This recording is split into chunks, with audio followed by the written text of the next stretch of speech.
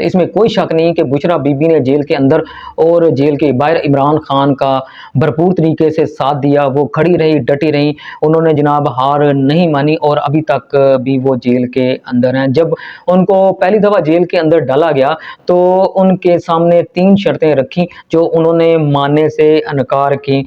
Bushra be be کو کہا گیا کہ عمران خان سے طلاق لو اور رہائی مل جائے گی، پھر بشریٰ بی بی کو کہا گیا کہ 9 مئی پر معافی مانگ لو تو رہائی مل جائے گی، پھر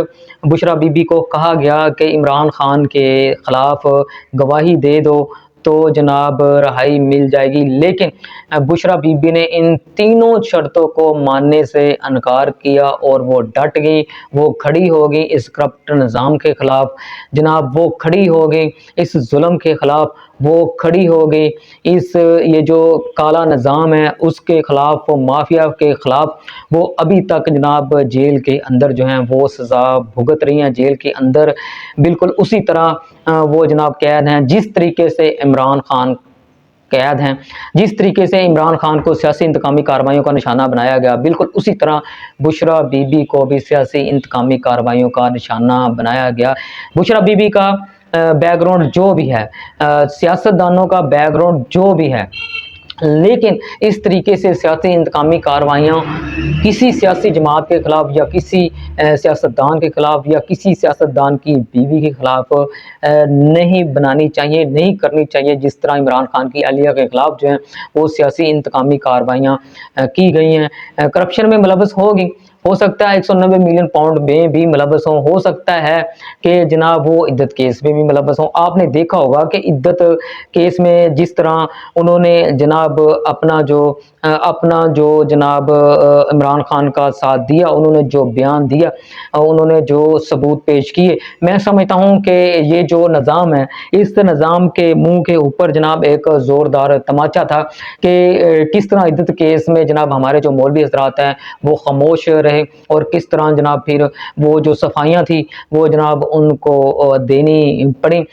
اب جناب جو بشریٰ بی بی ہیں وہ جیل کے اندر ہیں، وہ جناب بالکل سزا جو ہے وہ کاٹ رہی ہیں، ان کو بظاہر کسی جرم کے اندر کسی بھی کیس کے اندر سزا تو نہیں ملی، لیکن ان کو جو ہے وہ زبردستی جیل کے اندر رکھا گیا ہے، جس طرح عمران خان کو جو ہے وہ جناب جیل کے اندر رکھا گیا ہے۔ کوئی بھی جو وقت ہے وہ ہمیشہ کے لیے نہیں ہوتا، وقت ہمیشہ بدلتے ہیں، ہر کالی رات کے بعد صبح ضرور ہوتی ہے، کیونکہ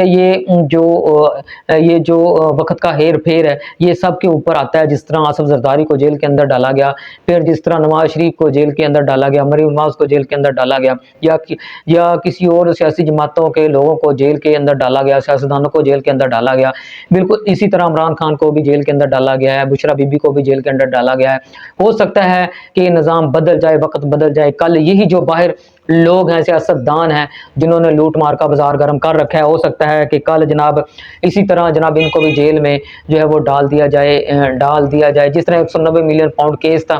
اس میں کوئی بھی سچائی ابھی تک سامنے نہیں آئی، پھر جو عدت کیس ہے جس میں عمران خان کو سزا آئی اس میں بھی ابھی تک کوئی سزا جو ہے وہ سامنے نہیں آئی، پھر جناب اسلام آباد کا دھرنا ہوا جس میں بشریٰ بی بی نے جناب عمران خان کا بھرپور ساتھ دیا، اور اس میں جناب علی امین گنڈا پور نے کس طرح پھر جناب پارٹی کو توڑا مروڑا، کس طرح جناب اسٹیبلشمنٹ کے ساتھ ملے، حکومت کے ساتھ ملے، اور کس طرح عمران خان کے ساتھ گیم کی، بشریٰ بی بی کے ساتھ گیم کی، پھر بھی جناب بشریٰ بی بی نے جو ہے وہ عمران خان کا ساتھ نہیں چھوڑا، اور جناب ابھی تک وہ کھڑی ہیں، ڈٹی ہیں، اور وہ جناب جیل کے اندر اپنی جو سزا ہے وہ بھگت رہی ہیں۔ ہو سکتا ہے کہ آنے والے دنوں میں جو ہے وہ حالات پلٹا کھائیں، اور جو جناب وقت ہے، جو جناب ہواؤں کا رخ ہے وہ پاکستان تحریک انصاف کی طرف ہو جائے، اور جو ہواؤں کا رخ ہے وہ عمران خان کی طرف ہو جائے، وہ جناب بشریٰ بی بی کی طرف ہو جائے، اور عمران خان کو رہائی مل جائے، اور یہ جو سیاستدان ہیں جنہوں نے جھوٹے مقدمے عمران خان کے اوپر قائم کیے ہوئے ہیں